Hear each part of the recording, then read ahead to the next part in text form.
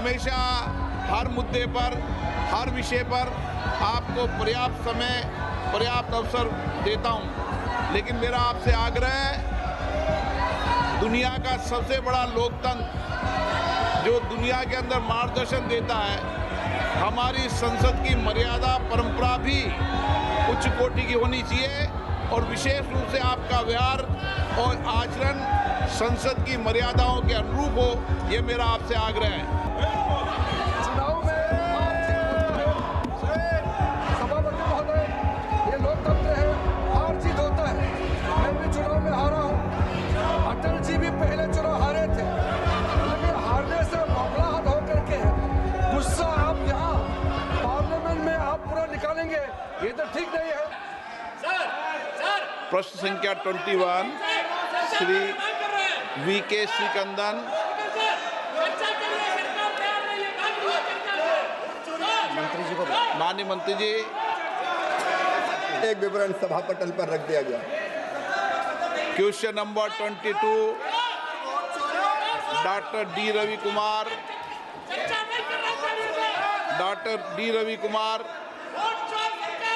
माननीय गृह राज्य मंत्री जी, उत्तर सभा पटल पर रख देगा। क्वेश्चन नंबर 23 डॉक्टर कडियम काव्य, माननीय कृषि मंत्री जी। अध्यक्ष महोदय, एक विवरण सभा पटल पर रख दिया गया है। Question number 24 Shri Satish Kumar Gautam. Question number 24 अध्यक्ष जी।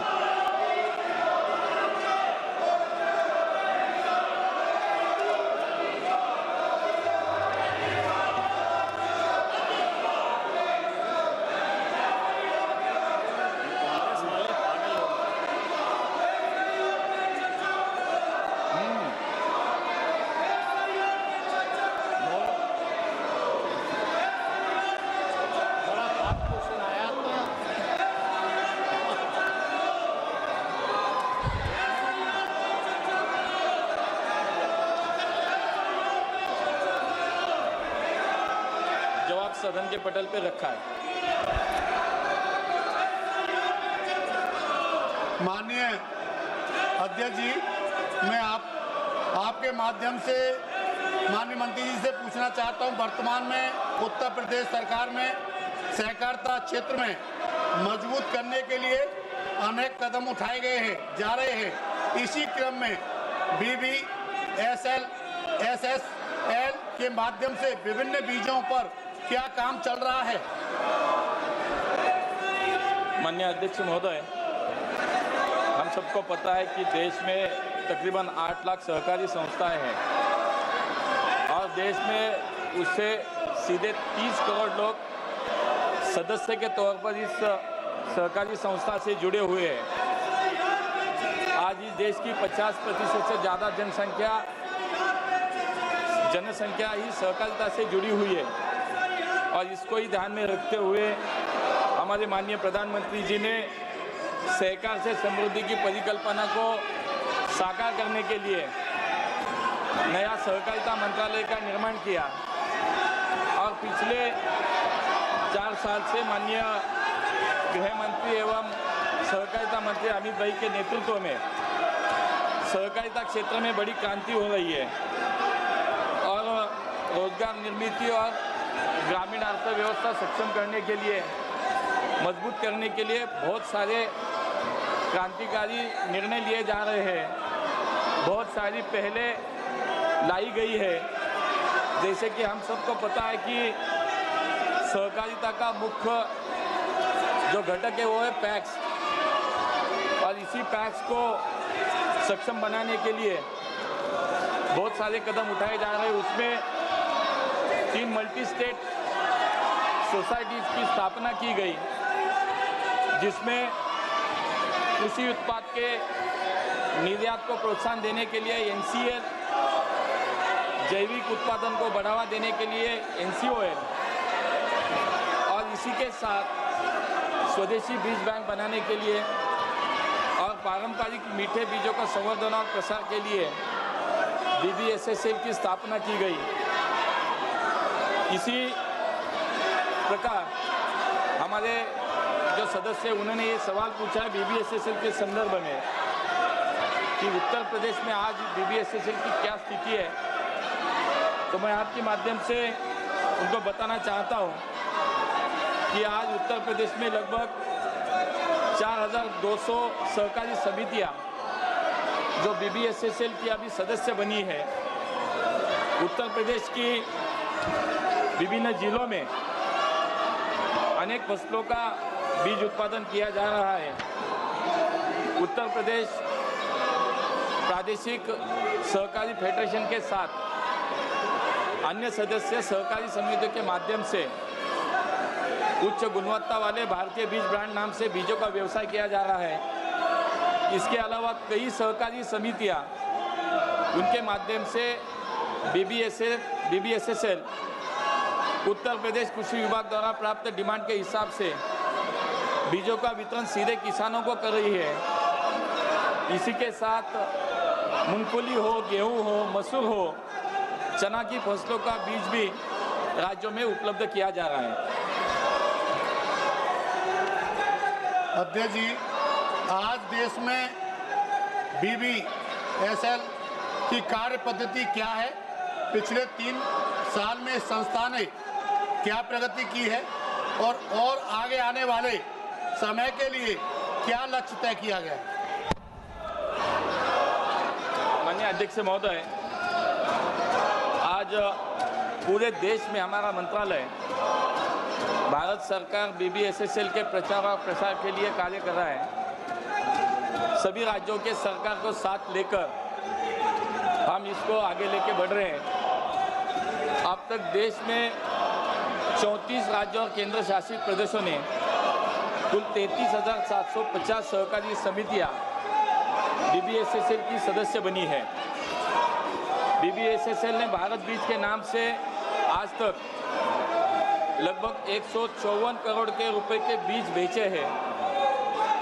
18 राज्यों ने BBSSL के साथ काम करने के लिए नोडल एजेंसी को नामित भी किया है, जिनमें से 8 राज्यों के साथ अभी MOU पे हस्ताक्षर भी किए गए हैं। अब तक BBSSL ने 13 राज्यों में बीज लाइसेंस प्राप्त कर लिया है।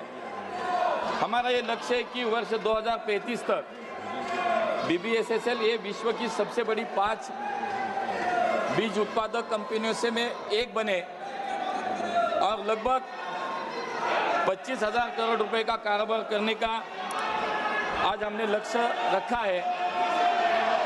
आज देश में अब तक 34 राज्यों केंद्र शासित में कुल 33,700 समितियां सदस्य बनी है। मुझे लगता है कि इसके माध्यम से सहकारिता आंदोलन को सक्षम बनाने का कार्य BBSSL के माध्यम से भी करने का हमारा प्रयास है।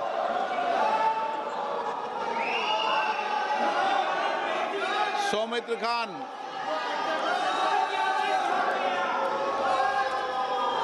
नमस्कार सर। क्वेश्चन नंबर आपका 25। माननीय मंत्री जी, माननीय मंत्री जी, उत्तर सभा पटल पर रखा गया है महोदय। माननीय सदस्य। Thank you sir. आज के आमियो धरना যে বাঁকুড়া ডিস্ট্রিক্ট মৎস্য উৎপাদন কেন্দ্রে ওই রামসাগরে যেটা আছে সেটার একজন আমিও ওই পরিবারের অংশ এবং ওখানে থাকি। তো আমার কোশ্চেন হলো, পশ্চিমবাংলায় এই 5 বছরে 545 কোটি টাকা আপনার স্যাংশন হয়েছে, কিন্তু তার মধ্যে এই তৃণমূল সরকার খরচ করছে মাত্র 51 কোটি টাকা। যে টাকা খরচ হয়নি সেই টাকা কি ডাইরেক্ট আপনার মৎস্য দপ্তরের ডিপার্টমেন্ট এবং মৎস্য দপ্তরের যে সংগঠনগুলো আছে, যে সমবায়গুলো আছে, সেগুলো কি সোজাসুজিভাবে সেন্ট্রাল গভর্নমেন্ট থেকে ওদেরকে ডাইরেক্ট পেমেন্ট করা যাবে? এবং এই যে রাজ্য সরকার খরচ করতে পারছে না, কারণ রাজ্য সরকার এখানে প্রতিদিন নাটক করে, রাজ্য সরকার এখানে খরচ করতে পারছে না, তার জন্য এই সমবায় গোষ্ঠীগুলোকে ডাইরেক্ট পেমেন্ট দেওয়া কোনো অপশন আছে কিনা সেটা আমি মন্ত্রী মহোদয়ের কাছে আমার জিজ্ঞাসা।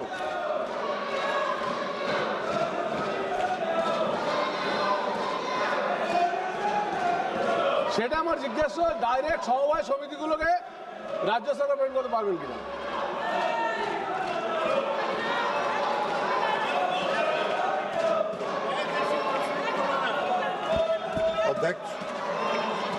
अध्यक्ष महोदय, माननीय सदस्य का जो प्रश्न है वो बहुत ही माकूल है, इसलिए कि हमारे देश के प्रधानमंत्री आदरणीय नरेंद्र मोदी की यह धारणा है कि हमको अगर विकसित भारत बनाना है तो सभी राज्यों का और सभी क्षेत्र में समान रूप से विकास हो, और जब तक सभी राज्य विकसित नहीं होंगे, हर क्षेत्र विकसित नहीं होगा, तब तक हम विकसित भारत की कल्पना नहीं कर सकते। और इसी उद्देश्य को ध्यान में रख के आदरणीय प्रधानमंत्री नरेंद्र मोदी जी इस योजना को मत्स्य पालन के क्षेत्र में जो उन्होंने प्रधानमंत्री मत्स्य संपदा योजना प्रारंभ किया, उसने पूरे देश में मछली के उत्पादन में एक क्रांति लाने का काम किया। लेकिन दुख की बात यह है कि पश्चिम बंगाल की सरकार ने इसमें कोई सहयोग नहीं किया। अध्यक्ष महोदय, मुझे आपको बताना है कि 2 वर्षों तक 2020-21 और 2021-22 इन 2 वर्षों में राज्य सरकार ने प्रधानमंत्री मत्स्य संपदा योजना को स्वीकार नहीं किया। 22-23 से उन्होंने स्वीकार किया। केंद्र सरकार ने पश्चिम बंगाल में जो प्रधानमंत्री मत्स्य संपदा योजना में खर्च का लक्ष्य रखा था 910 करोड़ रुपए, और उसके एवज में जब 22-23 से शुरू किया भाग लेना पश्चिम बंगाल सरकार ने, तो मात्र 221 करोड़ रुपए का ही प्रस्ताव वहां से प्राप्त हुआ, जिसमें आज तक जो राशि आवंटित की गई है केंद्रीय शेयर की 221 करोड़ रुपए, उसमें मात्र 114 करोड़ रुपया अब तक जारी किया है 221 करोड़ में, और मात्र 58.51 करोड़ पश्चिम बंगाल की सरकार ने खर्च किया है। 22-23 से आज तक जो पश्चिम बंगाल की सरकार का खर्च का जो रेशियो है वो मात्र 51%। अब अगर राज्य सरकार सहयोग नहीं करेगी तो फिर केंद्र सरकार कहीं पर नहीं। मैंने स्वयं पश्चिम बंगाल में जाके इसकी समीक्षा किया 2 अगस्त को इसी वर्ष, और बहुत ही कनीय रैंक के अधिकारी आए जिनको कुछ पता नहीं था। जब मैंने पता किया तो मालूम हुआ कि उच्च स्तर पर निर्णय हुआ कि भारत सरकार की किसी बैठक में सबसे निम्न स्तर का अधिकारी जाएगा। यह है राज्य सरकार का सोच। तो इस देश को विकसित करने का प्रधानमंत्री मोदी जी का जो लक्ष्य है, उसमें राज्य सरकार जहां सहयोग नहीं कर रही है वहां कठिनाई हो रही है। हमारी जो योजना है वो हम राज्य सरकार के माध्यम से खर्च करते हैं, सीधे तौर पर सहयोग समिति को हम नहीं देते हैं। उनके लिए FIDF है, फिशरी इंफ्रास्ट्रक्चर डेवलपमेंट फंड है, वो उसका उपयोग करके आगे बढ़ते हैं। माननीय सदस्यगण, मैं पुनः आपसे आग्रह कर रहा हूं, प्रश्नकाल महत्वपूर्ण है, आप सदन में भागीदारी निभाएं। माननीय सदस्यगण, मैं जिस तरीके का आचरण आपका देख रहा हूं संसद के अंदर, और कई माननीय सदस्य संसद के बाहर जिस भाषा का प्रयोग संसद के लिए कर रहे हैं, वह न संसद के लिए हित के लिए न देश के हित लिए है। अगर उनके राजनीतिक दलों की यही परंपराएं हैं तो देश देख रहा है संसद के अंदर विरोध, असहमति लोकतंत्र में होती है, लेकिन मर्यादा बनाएं, शालीनता बनाएं, और हमारे प्रयास से संसद की मर्यादा, गरिमा ऊंची हो। मैं हमेशा हर मुद्दे पर, हर विषय पर आपको पर्याप्त समय, पर्याप्त अवसर देता हूं, लेकिन मेरा आपसे आग्रह है, दुनिया का सबसे बड़ा लोकतंत्र जो दुनिया के अंदर मार्गदर्शन देता है, हमारी संसद की मर्यादा, परंपरा भी उच्च कोटि की होनी चाहिए और विशेष रूप से आपका व्यवहार और आचरण संसद की मर्यादाओं के अनुरूप हो, ये मेरा आपसे आग्रह है। माननीय सभासदों, माननीय सभापति जी,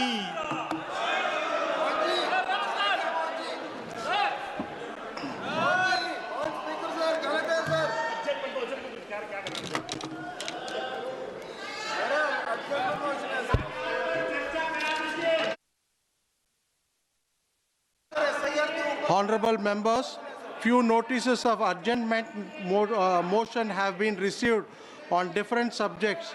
Honorable Speaker has disallowed all of the adjournment motions. Papers to be laid on the table. Item number 2, Shri Jitin Prasad. Respected sir, with your kind permission, I rise to lay on the table of the House the papers mentioned against my name at serial number 2 in the revised list of business for today. Item number 3, Shri Ramnath Thakur. महोदय, मैं आपकी अनुमति से आज की पुनरीक्षित कार्यसूची में क्रम संख्या 3 पर अपने नाम के समक्ष दर्ज पत्र सभापटल पर रखता हूं। Item number 4, Shri Nityanand Rai. मैं आज के पुनरीक्षित कार्यसूची की क्रमांक संख्या 4 पर मेरे नाम के सामने लिखित दस्तावेज सभापटल पर। Item number 5, SP Singh Baghel जी। कार्यसूची में मेरे नाम के आगे क्रम संख्या 5 पर लिखित कागजात हिंदी और अंग्रेजी सदन के पटल पर रखने की अनुमति चाहता हूँ। Item number 6, Shri BL Verma. आदरणीय अध्यक्ष महोदय, मैं आपकी अनुमति से आज लोकसभा की संशोधित कार्यसूची में क्रम संख्या 6 पर अपने नाम के सम्मुख अंकित पत्र सभापटल पर रखता हूँ। Item number 7, Shri Bandi Sanjay Kumar.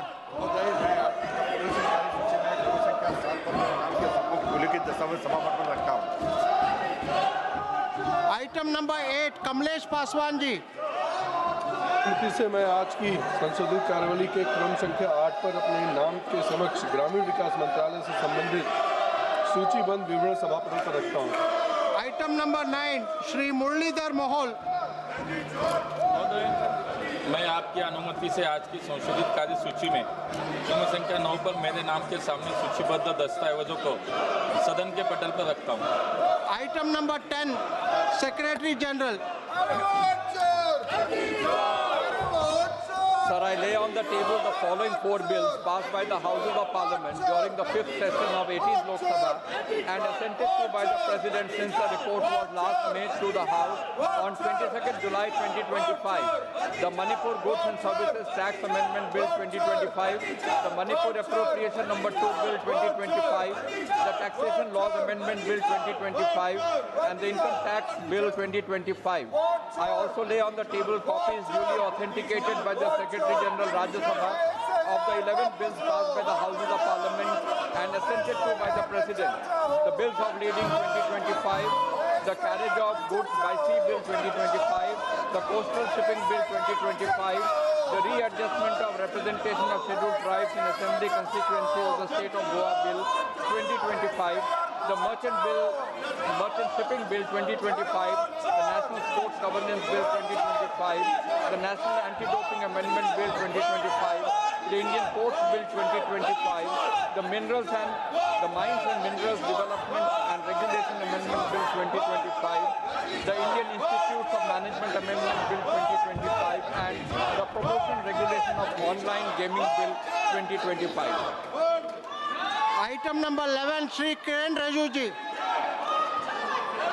Sir, I rise to present the 11th report of the Business Advisory Committee.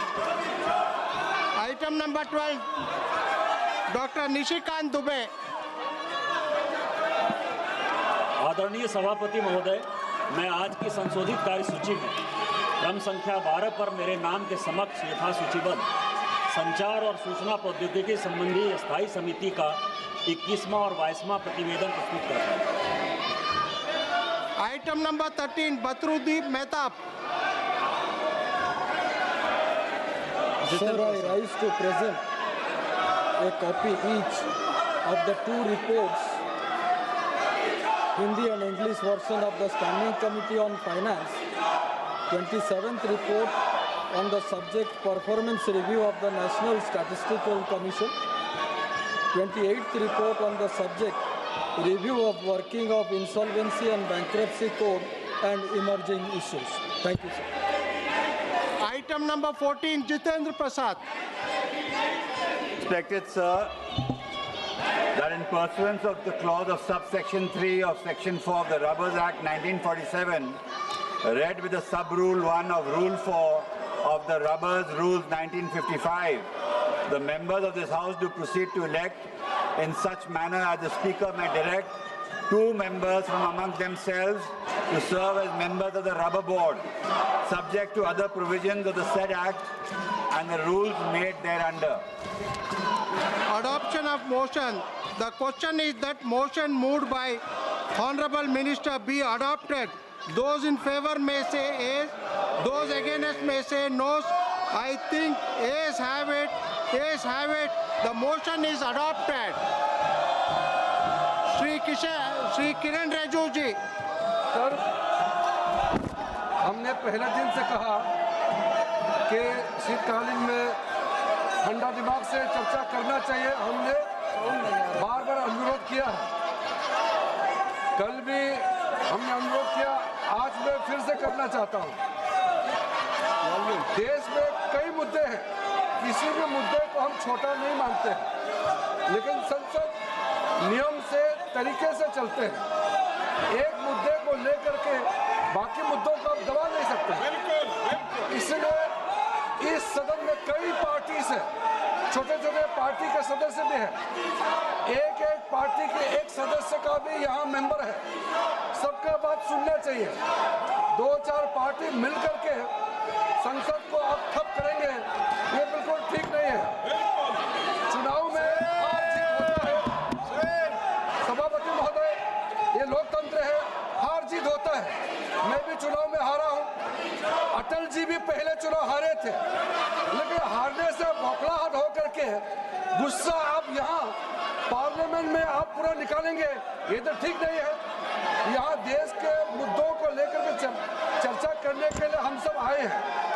मैं फिर से कहना चाहता हूँ, आप ऐसे हरकतें करने की वजह से जनता का विश्वास आप खोते जा रहे हैं। मैं आश्वासन देता हूँ, चाहे इलेक्शन का रिफॉर्म्स हो, कोई भी मुद्दे हैं, हम पीछे नहीं हटेंगे। देश का कोई भी मुद्दा हम चर्चा के लिए तैयार है। हमने कुछ प्रमुख अपोजिशन लीडर्स को बुलाया है। मैं उम्मीद करता हूँ कि ये अभी तक जो हंगामा किया है वो ठीक नहीं है, आगे और ना करें, इसका मैं अपील करता हूँ। और मैं अपोजिशन के लीडर से बात करने के लिए पेशकश किया हुआ है और वो आने वाले भी है। हम बात करके कोई रास्ता हम निकल करके सबका बात हम सुनेंगे, आपका भी बात हम सुनेंगे, सरकार का भी आप सुनना है। लेकिन यहाँ नारेबाजी लगा करके जो आप लोगों ने दृश्य पेशकश किया है, ये ठीक नहीं है। इसलिए मैं आपसे अनुरोध करता हूँ कि आप संसद का गरिमा को बनाए रखें और चर्चा के लिए हम लोग तैयार हो जाइए।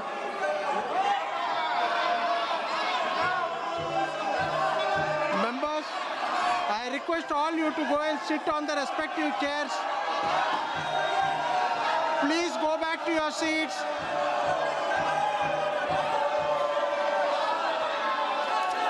The House stands adjourned to meet again at 2 p.m.